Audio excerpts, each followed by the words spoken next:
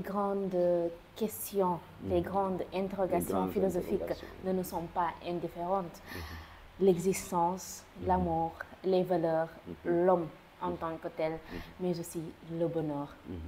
Oui, cet idéal, celui du bonheur, et que nous cherchons tous à être heureux. Le seul problème, c'est que nous cherchons donc quelque chose que nous ne connaissons pas bien. Parce que si on se dit qu'est-ce que le bonheur, je pense que la réponse n'est pas rapide. Qu'entendons-nous par être heureux? Parce qu'en général, pour quelqu'un qui a une santé fragile, peut-être que le bonheur, c'est pour lui la santé. Pour quelqu'un qui a toujours les poches trouées, qui n'a jamais réuni 100 000 francs depuis sa naissance, pour lui, le bonheur, c'est l'argent. Quelqu'un qui n'a pas d'enfant, le bonheur serait d'en avoir. Et en fait, on se rend compte que, est-ce qu'on doit réduire le bonheur à ce qu'on pourrait appeler ce sentiment de manque, en réalité? Parce que ce qui nous manque, c'est ce que nous voulons. Et on a peut-être l'impression qu'on se trompe même au sujet du bonheur. Ce n'était pas la même chose chez les philosophes grecs. Les philosophes grecs entendaient par le bonheur plutôt une vie paisible. Ça veut dire une paix intérieure, une citadelle intérieure qui est tout à fait paisible. Le bonheur était rapproché de ce qu'on appelle l'ataraxie. L'ataraxie, c'est-à-dire l'absence de trouble dans l'âme, ou si vous voulez, la paix de l'âme ou la paix dans l'âme. Ce que l'on appelait le bonheur, ce n'était pas avoir de l'argent ou avoir aujourd'hui tout ce qui a trait à, disons, le confort matériel. Alors donc le bonheur est une question fondamentale de la philosophie.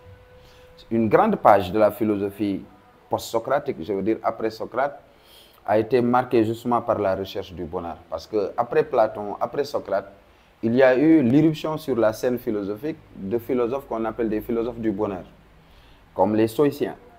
Les stoïciens les plus célèbres sont romains, ils ne sont pas grecs, c'est Épictète.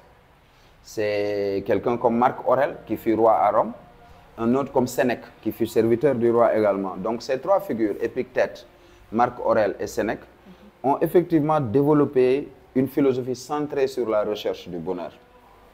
Et au-delà des stoïciens, nous avons aussi les épicuriens, qui sont justement les vrais philosophes du bonheur, ceux qui pensent en réalité que la finalité de toute vie humaine est le bonheur.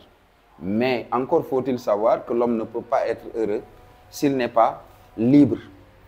Il ne peut pas être heureux si effectivement il ne distingue pas les choses qui émanent de lui. Ça, c'est les stoïciens.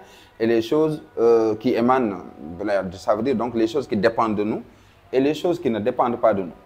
Vous voyez, les stoïciens, les épicuriens, quant à eux, ce qu'ils entendent par le bonheur consiste également dans la distinction des plaisirs. Les plaisirs qui sont naturels et nécessaires, comme manger, boire, etc. Les plaisirs qui sont naturels mais non nécessaires, et d'autres plaisirs qui ne sont ni naturels et ni nécessaires. Si nous voulons vraiment être heureux, le bonheur passe d'abord par un bon usage de la raison.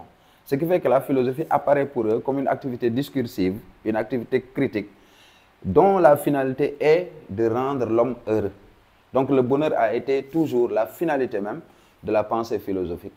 Ce qui fait que ces questions fondamentales, le bonheur, la justice, alors la vertu, sont également des questions aujourd'hui qui sont des questions, disons, qui intéressent la modernité. Si vous voyez bien, l'homme moderne cherche toujours à être heureux, mais le problème c'est par quelle voie et dans quelles conditions allons-nous l'être? Quelles sont les conditions même du bonheur? Voilà les questions que la philosophie pose. Qu'est-ce que le bonheur et quelles sont les conditions pour vivre heureux?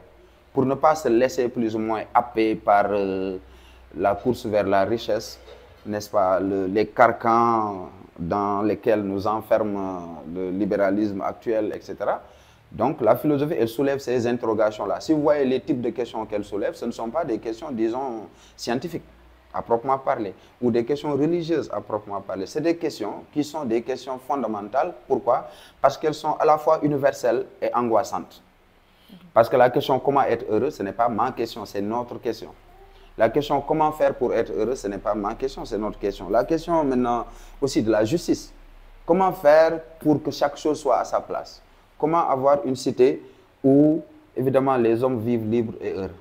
Ça, c'est des questions qui ne sont pas les miennes, ce sont des questions qui sont les questions de tous, de tout le monde. Donc, c'est des questions fondamentales parce qu'elles sont à la fois universelles et angoissantes, touchant aussi la question de la mort. Bien sûr, c'est la question qui embarrasse le plus parce que nous sommes tous des candidats à la mort et qu'au bout de notre existence, nous allons mourir, nous sommes des êtres finis. Mais comment vivre sachant qu'on va mourir? Voilà aussi le type de questions fondamentales que la philosophie soulève. C'est pourquoi on les appelle les grandes questions philosophiques. Donc, ce sont des questions qui touchent l'existence en général, qui touchent l'homme, mais qui touchent également les valeurs. Les valeurs, ce sont les repères fondamentaux par lesquels nous devons justement trouver les cadres et les fondements de notre existence. Vivre, c'est bien. Exister, on peut en avoir conscience, mais comment? Quelle est la forme que nous devons donner à notre existence? Voilà la bonne question. Je ne crois pas que nos mathématiciens, nos physiciens et autres seraient outillés pour nous dire comment nous devons vivre. Donc la question comment vivre, elle est éminemment philosophique. La justice, un pilier fondamental pour une société de bien fonctionner. Platon nous affirmait, il faut que le roi devienne philosophe ou que le philosophe devienne roi pour qu'il y ait justice dans la cité. Qu'en pensez-vous? Magnifique. Je trouve que notre présentatrice est très philosophe. Hein? Et c'est une question également intéressante. Et c'est une phrase de Platon que vous venez de citer. Il faut que le philosophe soit roi ou que le roi soit philosophe pour qu'il y ait justice dans la cité. Nous posons aussi aujourd'hui l'énigmatique ou bien l'importante question de savoir comment s'organiser et comment vivre et qui doit être à la tête de l'État, qui doit gouverner. Dans la République, Platon soulève cette question inquiétante que si nous devons choisir les dirigeants par tirage au sort, par vote, il croit que ce n'est pas la bonne formule. Et que donc la démocratie ne serait pas le meilleur régime ou bien la meilleure forme de gouvernement pour permettre l'avènement de la justice. Pour que la justice advienne, il va falloir que nous portions un regard sur celui qui doit être à la tête de la cité. Et pourquoi Platon choisit-il le philosophe? Pourquoi le philosophe doit être roi ou que le roi doit être philosophe pour qu'il y ait justice dans la cité? Parce que le philosophe, c'est quelqu'un qui est parvenu à la purification de son âme, semble-t-il chez Platon. Que c'est quelqu'un qui est non seulement compétent, mais également vertueux. Alors, qui a appris la meilleure manière de vivre, mais qui également a réussi à délivrer son âme de la prison de la matière, de la prison du corps. Par conséquent, un tel sujet pourrait être admis à la tête de l'État. Le philosophe, donc, doit devenir roi. Le roi aussi doit devenir philosophe. C'est quelque peu rêveur, c'est quelque peu idéal, mais c'est effectivement ce que Platon a essayé de montrer, parce que l'expérience des régimes politiques de son époque lui a permis de le dire. Cette fameuse phrase se trouve dans la lettre 7, on appelle la lettre 7, la fameuse lettre 7, où Platon commence, on le voit, par le regret d'avoir perdu Socrate. Il écrit à un ami qui s'appelle Dion. Son regret, c'est d'avoir perdu l'homme le plus juste de son temps. Comment la cité a-t-elle fait pour se débarrasser de l'homme le plus juste de son temps? Il parlait de Socrate. Il est clair que dans la manière dont nous vivons, le bien perd toujours devant le mal. L'injustice l'emporte toujours devant la justice. Et donc, il serait pour lui meilleur, ce serait bon pour lui qu'on change de formule, qu'on cherche à mettre à la tête de la cité un roi philosophe ou un philosophe roi. Ça a été plus ou moins ce qu'on pourrait dire aujourd'hui, un grand délire, n'est-ce pas, un grand rêve. Mais pour Platon, pourquoi pas? Si on actualise un peu, nous avons essayé avec un poète, nous avons essayé avec un administrateur civil, avec un avocat, un économiste, avec un ingénieur, pourquoi pas avec un philosophe? Est-ce que le philosophe, d'ailleurs, lui, serait outillé pour gouverner? Est-ce que la pensée, en fait, pourrait faire bon ménage avec l'action? Parce que la philosophie est du domaine de la théorie propre. La politique, c'est aussi le domaine de l'action. Il va falloir prendre des décisions et le plus rapidement possible. Comment maintenant allier les deux? Comment prendre son temps pour réfléchir? Parce que la philosophie, elle exige une patience dans la réflexion. Mais la politique nous invite souvent à prendre des décisions. Croyez-vous que la philosophie pourrait vraiment être admise au pouvoir, que le philosophe pourrait devenir un roi ou que le roi serait un bon philosophe? Ça, c'est la question, elle reste ouverte. Évidemment, ça permet un peu de voir comment Platon a pu véritablement poser ça. Mais c'est un grand regret pour lui parce qu'il a une fibre antidémocratique, Platon.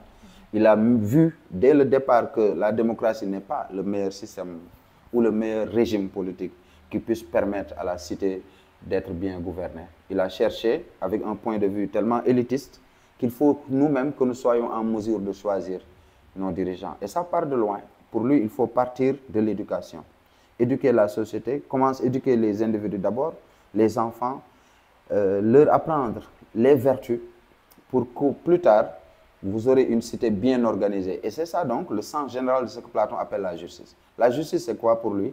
C'est quand chaque chose est à sa place. Yes. Quand chaque chose est à sa place, vous avez une justice, c'est-à-dire une bonne disposition donc des choses. Et pour cela, lui, il a confiance aux philosophes. Mais ce que Platon appelle philosophe, ce n'est pas seulement un homme instruit, mais c'est quelqu'un qui a réussi véritablement ce travail intérieur qui consiste dans la purification de l'âme. On s'est éloigné donc des impuretés de l'âme et finalement on peut gouverner et on a confiance aux philosophes pour qu'ils soient le meilleur dirigeant possible.